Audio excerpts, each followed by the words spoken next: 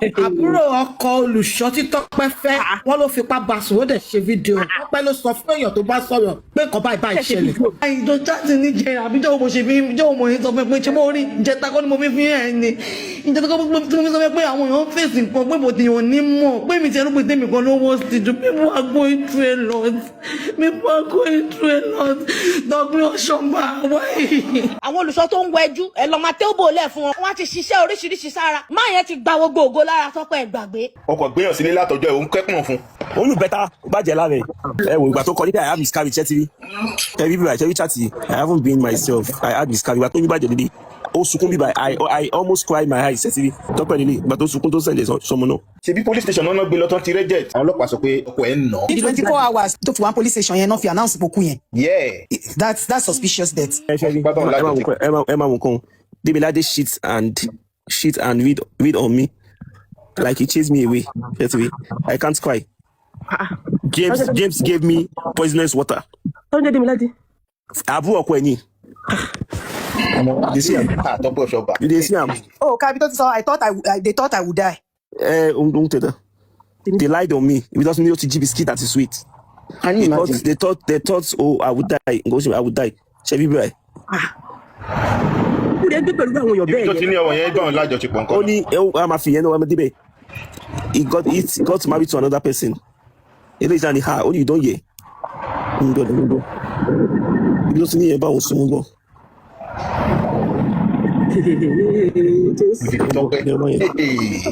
Okay, okay. I don't know how would do me like this. How you would do me like this? Only Pelumu even raped me without me knowing, and he recorded. Only the same. Sorry, only say one. As I just try to put my leg on the table, so that's a joke with him. I'm long, but no, but finish it. I'll just put my leg on the table so that wait till I call jewelry. Yes, I'm going to go and check my. I'm supposed to do some tests, but I can't afford it right now. So I'm testing everything. The test I'm supposed to do is like about that's 100K. Also, then I'm making around. Oh my God, come back.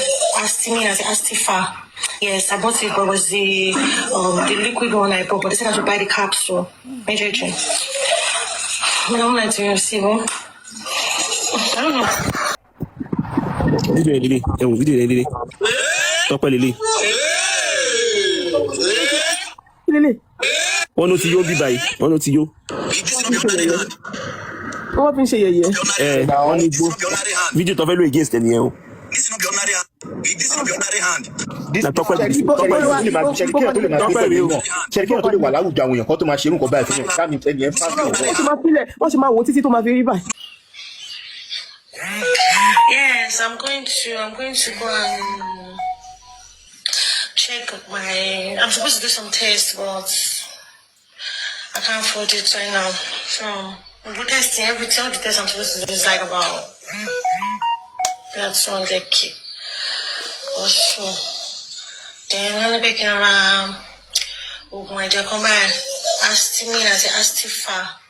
Yes, I bought it, but it was the liquid one I bought, but they said I should buy the capsule. Major change. I don't like to receive one. I don't know. If I take me, I'll buy it. Oh, Lord, I'm going to see. I don't have any market again. We pack the water there and put it local. Normally, if I buy market like this, I'm at least with me as a drink. I don't have my fridge. These are empty. This is real. Let me see. It's a lot of day right now, sir.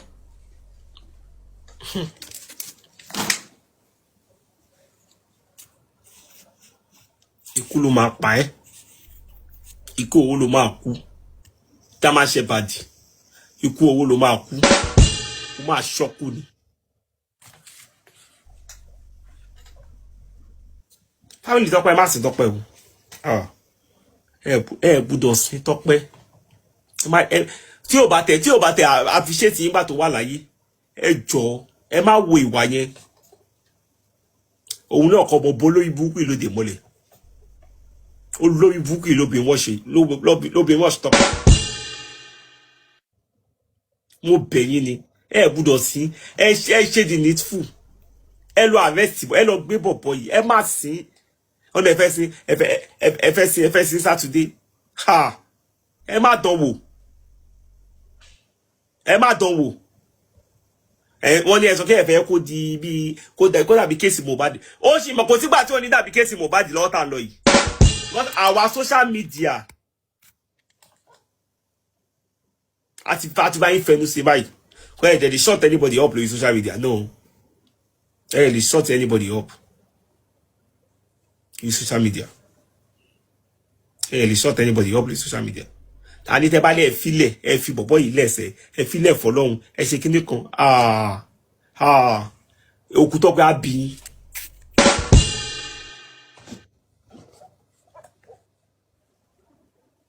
he just private the backup he just private the backup right now ni because I check ó ti private the backup before explaining his backup it is not ó ti private ó mọ nǹkan tó ṣe bọ̀bọ̀ yìí mọ nǹkan tó ṣe criminal ni ẹbí Tọ́pẹ́ wo ló mọ̀ tó gbà sílé they accommodate ìgbà tó fẹ́ discharge ẹ̀ ń gbà yẹn tó dáwó fún ìwọ kọ́ ló discharge tó gbé lọlé tó bá jẹ́ ò jẹ̀bi ni why tó fi lọ private account ẹ̀ Tọ́pẹ́ ti sọ a lot fáwọn èèyàn gan tí ó bá tẹ̀ sọ̀rọ̀ fáwọn ẹbí ẹ̀ tí ó sọ̀rọ̀ fáwọn family ẹ̀ ó sì lo 1 or 2 àwọn 1 or 2 ta jẹ́ ta close mọ́ díẹ̀ ó sì sọ̀rọ̀ fún wa tó bá ti fẹ́ tọwọ́ owó tí ó bá sówó lọ́wọ́ ẹ̀ ìgbà ẹni Tọ́pẹ́ máa ń sọ̀rọ̀ normal tí tẹ́bìrì kan lọ́wọ́ Tọ́pẹ́ kò ní sọ kankan ibi Tọ́pẹ́ di nítò but tí kíyàn bá ti dé gògògún ẹ̀ báyìí tó ti dé bí báyìí tó ti fẹ́ pàdánù ló ṣe máa sọ kí I'm going through a lot ọmọ wetin dey do me now kí ní kọ̀kẹ́ you know say I never chop bó ṣe máa sọ̀rọ̀ yẹn nìyẹn pẹ̀lú ohun ẹ̀ tó tí mí yẹn kò ní sọ so ọkọ mi gbogbo àwọn property ẹ̀ pátá tó wà lọ́wọ́ ẹ̀ go and give it to the family you are a thief o lè jẹ ogún Tọ́pẹ́ mọ́yán o lè jẹ gbogbo o lè jẹ láyé kùbán tó rà fún ẹ dá padà fáwọn ẹbí ẹ̀ mọ́tò tó ń lò mọ́tò Tọ́pẹ́ tó ń lò tó rà dá padà fáwọn ẹbí ẹ̀ gbogbo owó tó kù owó donation tó dá padà fún ìwọ ló gbẹ́sẹ̀ lé gbogbo owó yẹn. I wish the guys I can't afford lolo. I feel like I'm actually go calculation in it. Mo sure. I can't talk any. What they need to wọlé wọ́n ní 30 million naira ni. According to ẹni tó pè mí tó sọ pé wọ́n náà family go confirm ke 30 million ni. Ìgbà tó máa sọ ko fẹ́ discharge ní ọjọ́ kejì. Ìjọ yẹn ló ní pé ko discharge káwọn family tó dé ó ti discharge ó ti gbé lọ sílé. Tọ́kẹ́ wá ń pè ní pé mo ti wá ó máa tọ́jú mi kíní kan.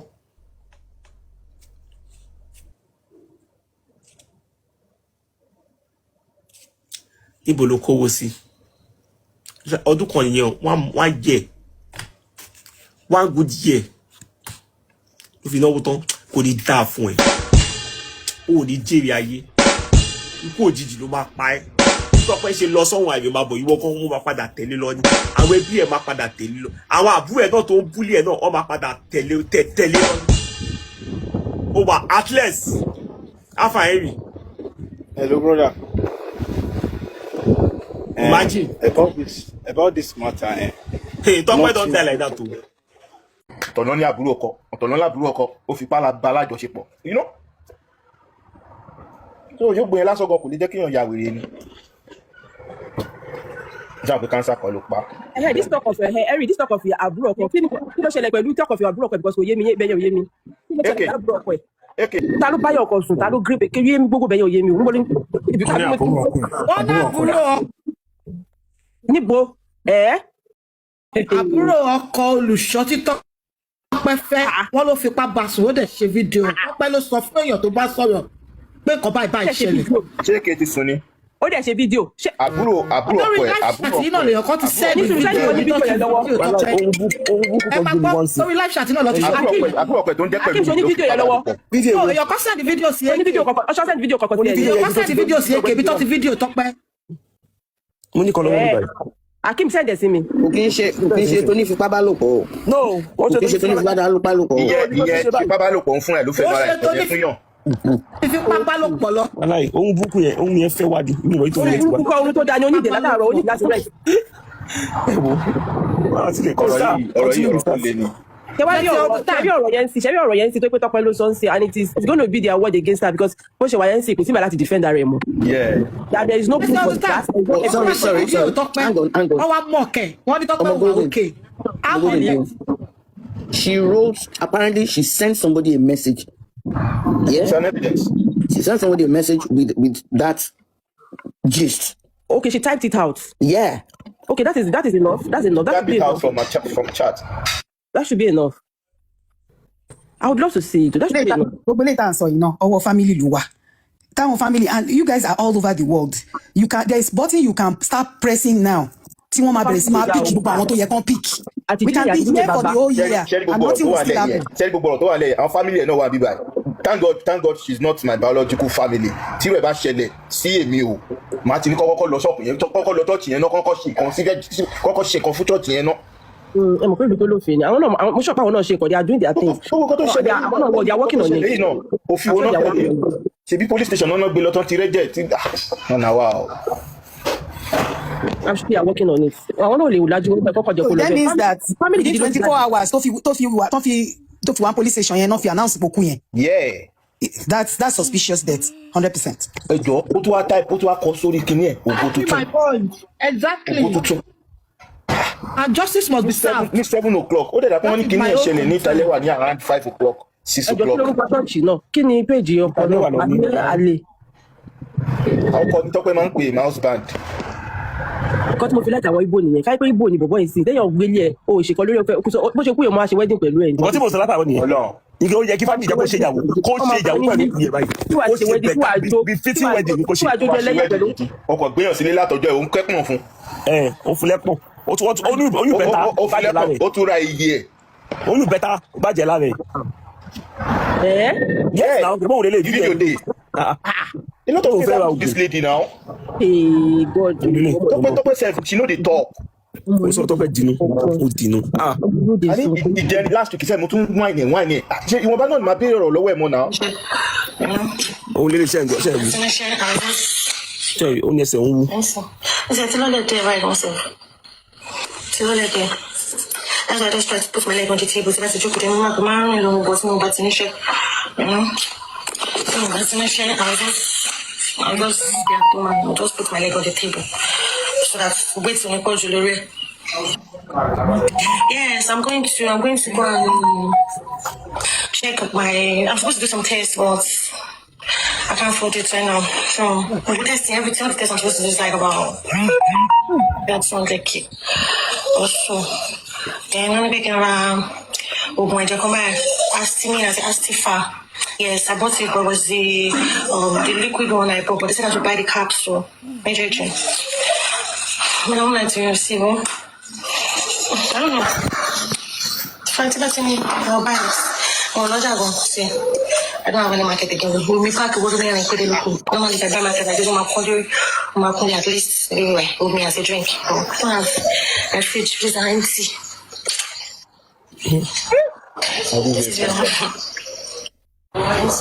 Yes, you fẹ́ fi new shop yẹn shop okay shop tó send yẹn shop yẹn lélẹ̀. Ẹ wo ìgbà tó kọ nígbà I have miscarriage ṣẹ́ ti rí ṣẹ́rí bíbá ṣẹ́rí chat yìí ṣẹ́rí my day was okay I haven't been myself I had miscarriage ìgbà tó ní bàjẹ́ lílé ó sunkún bíbá I almost cried my eyes ṣẹ́ ti rí ṣẹ́rí Tọ́pẹ́ lélẹ̀ ṣẹ́rí.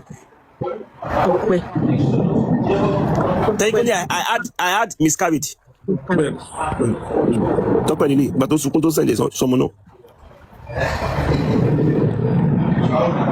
Kẹ́rí ẹ wo ṣọ́ọ̀bù tó ṣe. Ṣé olùfẹ́ yẹn náà ló lóyún tó fi fẹ́ bí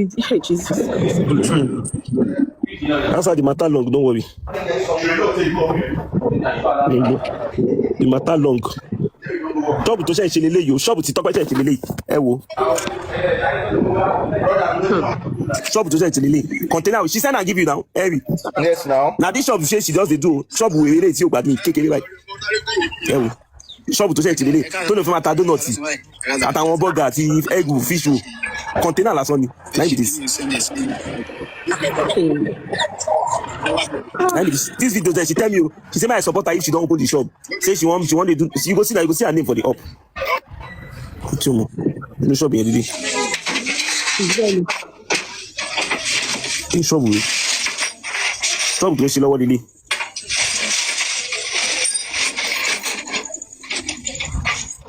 Hey, now what did she send you to be this? Now that thing she send me. Now sticker which she say you go post. See a sticker. Say job me post. So if I don't start, so yeah. Okay.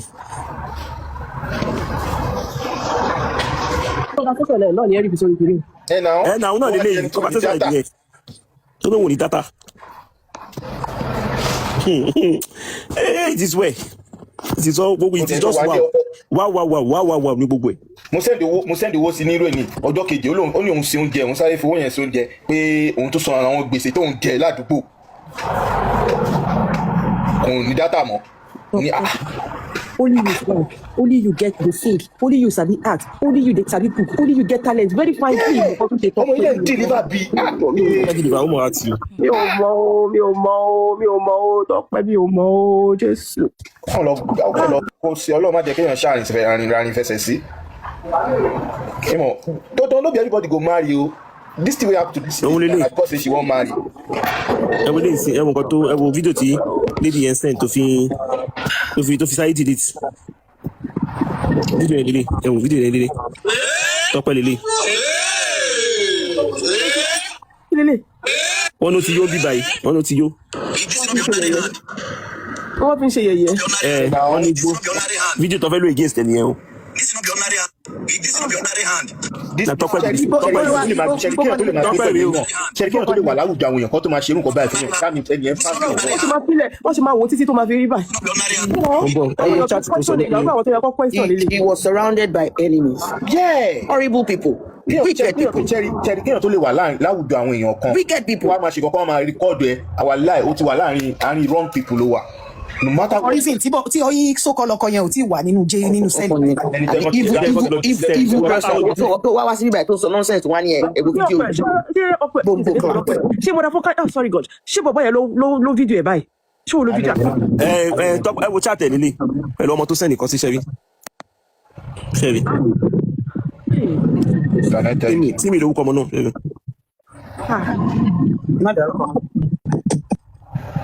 Ṣẹ́rí ẹ̀gbọ́n mi like ti sọ fún ọmọ yẹn nìyẹn pé Ṣẹ́rí ẹ máa wò kàn Demilade shit and read on me like he chased me away. I can't cry. James gave me poisonous water. Demilade. Àbúrò ọkọ ẹ̀ ni.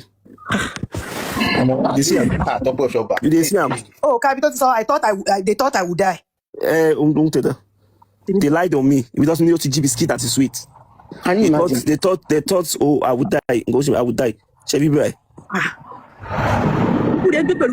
Tó ti ní ọmọ yẹn gbọ́n lájọṣepọ̀ nǹkan. Ó ní a máa fi yẹn náà wá débẹ̀. He got married to another person. Ilé ìjà ni ha, ó ní you don hear. Ibi tó ti ní yẹn bá òun sún bọ̀. Okay, okay. I don't know how would do me like this. How you would do me like this? Only Pelumu even raped me without me knowing, and he recorded. And he recorded. Chetiri. Okay. Did you guys notice something? There's something when she's referring to that guy, she refers to him as a non-living thing. It. Yes, it. ọmọ kan tí mo rí ní kíní ìbá ó dàbí ẹni wípé they will get her àwọn náà hypnotize àwọn trappers brainwashing everything. No wait for this great thing it's as if they get her intoxicated or what do you call this bí wọ́n máa ti get a high. wọ́n náà sọ pé wọ́n hypnotize ẹ̀ that's why I said that place where they record am they fit do anything for her dem make she no know. Yes now so you understand but that stage wey she dey they fit do anything for her she no go know. Ẹ tọ́ fún mi ọ wá di dànù.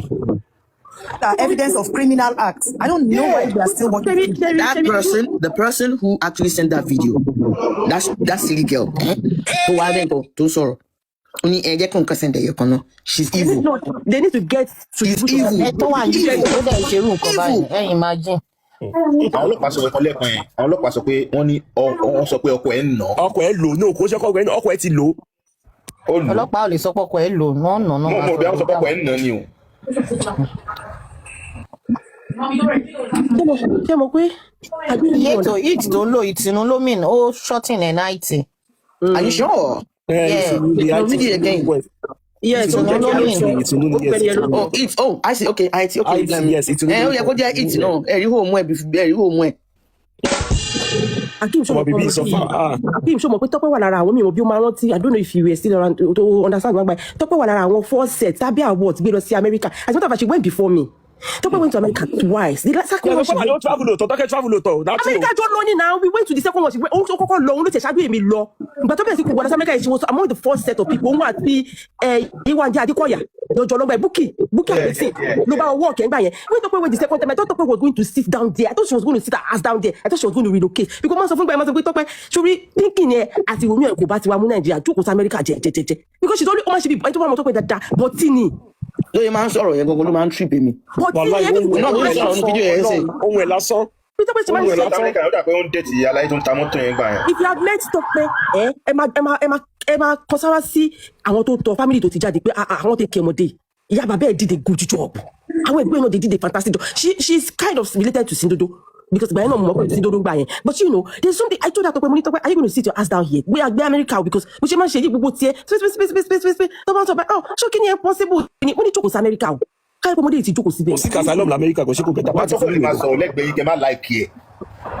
Because the way she go dey talk sef, you go just look at pé ta ló sọ̀rọ̀ yìí. Ani bọ̀ tí lọ mọ̀ yìí mi mọ̀ Denile mi mọ̀ kọ́ tó ṣẹlẹ̀ pẹ̀lú visa àtọ́pẹ́ Denile mi mọ̀ bí Tope ṣe sọ̀rọ̀ visa Denile àgbà tó ti lọ́ngbà yẹn kò tún tẹ Amẹ́ríkà mọ́ mi mọ̀ kọ́ tó ṣe. Àní ex-boyfriend ti sọ̀rọ̀ ó ti pè mí ó ti gbọ́ ó ti sọ̀rọ̀ yìí bọ́ ṣe break up. Ó dà pàtí 2020 some 20. Ex-boyfriend ti ṣàlàyé. Wọ́n ti lọ àti ọ̀bọ̀n yẹn ti jọ wà àti pásítọ̀ yẹn ti jọ wà náà ó dà 2022 àbí 2021 ni wọn àti ẹni yìí ti jọ wà. No ó ṣe according to one and a half. ẹ lọ wo page yẹn o. Èmi náà wò pé wọ́n máa jù lọ. Ó sọ fún mi bó ti pẹ́ tán ti jọ wà ó ní mi àyìn dán tètè kò ṣe 1 year ó ti ju 1 year lọ. That means pé kó tó mú ex-boyfriend ẹ̀ yẹn lọ sọ́dọ̀ that one is don dey go there dey do prayer. Wọ́n lè má máa gba ẹ̀ kó jókòó máa ń ṣàgbọ́n. Wọ́n lè má máa dé kó jẹ́ kọ́kọ́ lọ ṣe prayer. Ó sọ fún mi ó ní my husband sef ó máa sọ fún mi pé òun ò believe pé òun lè padà gbà pé ó lè padà. Ìgbà tó ti gba aṣọ ẹni tó ń fẹ́ ni ó ti yà wọ́n ló ṣe lè rí. Ṣé gbogbo ìyẹn tó sọ fún yẹn pé tó ń pé Henry G you told am pé ṣé lóye pé wọ́n ti ṣe kankan fún ẹ and table will turn, yeah? The same thing. Yeah, my husband, he actually says that so that maybe they will think you've done something. Reverse psychology. Yeah, reverse psychology. Yeah. You know, bóyá sọ fún mi, mo ní okay, kò sí wàhálà because you know she's an adult. Mo dẹ̀ ṣe ń sọ̀rọ̀ yẹn, èmi fẹ́ kó sọ̀rọ̀ fún mi. Mo wá ń ti ọ̀rọ̀ sí lẹ́nu pé kó lè free láti lè bá mi sọ̀rọ̀. Mo dẹ̀ ṣe sọ pé how far ilé tó ń ṣe my husband no be say I dey toast and we dey very close. So mo ní ilé tó ń ṣe my husband dey mo tẹ̀ sọ fún mo ní àpé mo nígbà tí ibi tó ti kọ́kọ́ mú ọ̀rọ̀ my husband jáde nìyí kò kọ́kọ́ bá mi sọ̀rọ̀ my husband. Mo ní àpé àgbà tí mo wà náà ìjà pé ó mọ̀ pé mi mo ń ṣe bàtà fọ́ọ̀nì ọ̀fìfẹ́ náà pé mo dẹ̀ ṣe pé mo ṣe wá ní àpé ó ní àṣọṣe nílé kí wọ́n lọ́wọ́ pé àmú wish láti meet Ọọ̀ni ọ̀fìfẹ́ mọ̀ pé tí bá rí wọn pé àpé wọ́n máa help me kò ń ṣe pé no be say I wan make him marry me o because I get my husband. Ibi tí my husband ti wáyé nìyẹn. Bóyá ènìyàn wà lẹ́gbẹ̀ẹ́ ni bóyá kò free láti sọ̀rọ̀ nínú ilé. Henry, half of the time she speaks to you guys, the guy is next to her, so that's why she keeps louding it. Mo ṣe sọ̀rọ̀ yẹn we talk ó flow pẹ̀lú mi adé òkè ìgbà tí mo kọ́ bá sọ̀rọ̀ ó fi kíní ó ní because mi really gbọ́ nípa news cancer yẹn dáadáa ó wá fi wọ̀n mi ní you know yes say I get cancer ó ní see am na ó ní they just comot the thing ó kàn fi wọ̀n mi ní lẹ́gbẹ̀ẹ́ ilé ìtọ́jú ọ̀yìn ó ní see na ó ní they don comot this thing and I'm okay now I'm okay ó ń pariwo I'm okay yìí more than millions times wọ́n ní so wetin come dey happen wey you no get data wey you no dey do skills no n ṣe TikTok ó wá ní my problem now is that I just need tó yẹ pé cancer yẹn ṣe ń worry ẹ ni the thing tó máa sọ fún mi ni pé òun ní ìdòwò tó máa fi máa lọ sí hospital kẹ́mò tó ń fẹ́ ṣe kò sọ̀rọ̀ lọ́bẹ̀ ó ní what I want now is that I just want to do my business ó dẹ̀ ń dárúkọ shop ìgbà tó máa fi send ó ní make I send you ẹ mọ̀ kí ni èèyàn máa dùn ó ní make I even send you the picture ìgbà tó wá send tí mo wo video mo wá rí bí ibi táwọn ti máa ń ta fóònù ní computer village tó máa ń kọ́ bí kíọ́sì yẹn mo wá wò báyìí wọ́n sọ pé ní look at this big fridge, it's too big for me to take to the shop. Mo wá pé mo ní wetin you wan dey sell for here na no òun kàn já mi lẹ́nu mo ní ṣé kò ṣe pé mo ní ilé ìtọ́ ẹ̀pọ̀ ti wà pẹ̀lú olùṣọ́sẹ̀ lẹ́yìn ṣé kò ṣe pé wọ́n ti lù ẹ́ ṣá wá rẹ̀ ni ó ní what do you mean ó ní my husband ó ní this what ó ní ṣe mọ̀ pé nǹkan tó sọ yìí that's what my husband used to say pé àwọn èèyàn lè máa sọ pé mo ti lù ẹ́ nǹkan tó sọ nìyẹn ẹ mọ̀ ìgbà tó rẹ̀ ti sọ yẹn ṣé màá tó máa sọ pé ṣé màá máa sọ pé wọ́n ti lù ẹ́ ni. Ó béèrè bẹ́ẹ̀ ni mo wá ọ̀nà wàláì Tope Osoba torí ọlọ́wọ́ mi. This cannot be true. It cannot be true. Mo pè lórí WhatsApp àǹtí ẹ̀ ló gbé àmì mi mẹ́ tó gbé mi ọ̀rẹ́ dẹ̀ ni I don't know the person ẹni yẹn sọ pé ó ti kú pé kódà gan inú mọ́tò ló wà tó ti post ó yẹ post 7 something ní WhatsApp mo post pé ògo tuntun mo ní mo rí post yẹn àìjọ chat ní jẹ àbíjọ́ mo ṣe fi jọ́ mo yẹn sọ pé ṣé mo rí ìjẹta kọ́ ni mo fi ẹ̀ ni ìjẹta kọ́ mo fi sọ pé àwọn èèyàn fèsì nǹkan pé mo ti yàn ní mọ̀ pé mi ti ẹnu pé tèmi kan ló wọ́ sí ju people are going through a lot. People are going through a lot. Tope Osoba, why?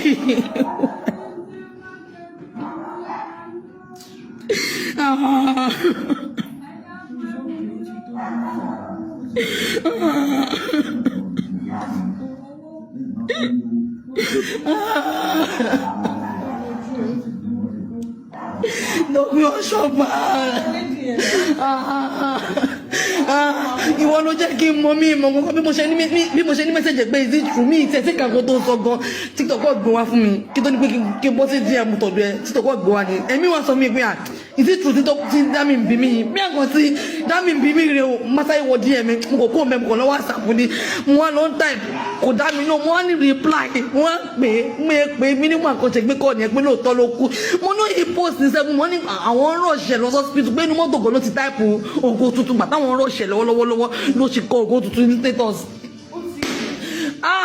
ẹlẹ́dàá ọ̀run wáyé o kí ni gbogbo ọgọ́ ṣe ní ayé ìgò mi ò mọ̀ wo yóò go through a lot àwọn yóò mọ̀ pé yóò go through a lot ní aṣọ ló bò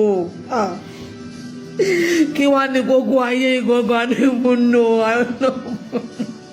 You sleep and wake up inside fear every blessed day. God, kí ló dé o lady you know also struggle for life títí ni. Wá ìwọ lọ́wọ́ ẹlẹ́dàá Tope Osoba wáyé. God. Òkú sunkún akáwọ́ lérí sunkún ara wọn wà láìtàláì. Wọ́n lọ kó ṣàánú. I don't know what I want to talk again. This person just pay me. He shocked me, he pay me. Ẹni tí mo ṣe chat ní jẹrẹ àbíjọ́ mo sọ pé àgbà ò ní kórè yín. Ayé mi o. Àwọn olùṣọ́ tán láwọn ń lọ Jerusalem, àwọn ń lọ gbá, àwọn ń lọ Judea, àwọn ń lọ àwo. Wọ́n ti ṣiṣẹ́ oríṣiríṣi sára. Àwọn olùṣọ́ tó ń wẹjú, ẹ lọ máa tẹ́wọ́ lẹ̀ fún wọn kó lè máa ṣiṣẹ́ fún àbí.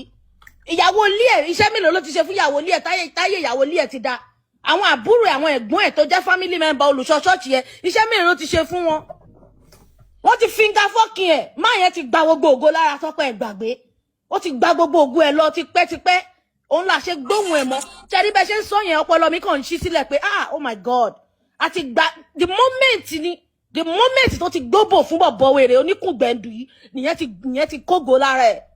Wọ́n ti sọ́ di kòròfo tipẹ́tipẹ́ òun ló jẹ́ kó máa rin fín wọ́n ti mọ̀ pé kò lè jẹ́ kankan mọ́ nínú ayé wọ́n ti bá kanlẹ̀ òun ló jẹ́ káàbúrò ọkọ kan wọ́n ló ń lù àbúrò ọkọ kan ń nà wọ́n ń nà ẹ̀nà Tope Osoba ọmọ tó smart ọmọ tó pọ̀ ọmọ gbòòrò ọmọ ayé ọmọ tó jágan ọmọ tó smart tó jágan sẹ́tì tí mo ti pàdé ẹ̀ sẹ́tì àwọn tó já sẹ́tì àwọn èèyàn ńlá mo ti pàdé ẹ̀ ó yà mí lẹ́nu gbogbo nǹkan tẹ́ kàn ń sọ pé àwọn àbúrò ọkọ kan ń nà ẹ wá ń nà àbúrò ọkọ wa ń lu odidi Tope Osoba àbúrò ọkọ kan ń nà mo ti mọ̀ pé ó ti sọ di kòròfo ẹgbà bẹ́ẹ̀ wọ́n ti sọ ọmọ yẹn di kòròfo tipẹ́tipẹ́ wọ́n ti bá tiẹ̀ jẹ́ tipẹ́tipẹ́ àwọn èèyàn kàn ń wò lásán ní kòròfo wọ́n kàn rí kòròfo ara ẹ̀ ló ń rí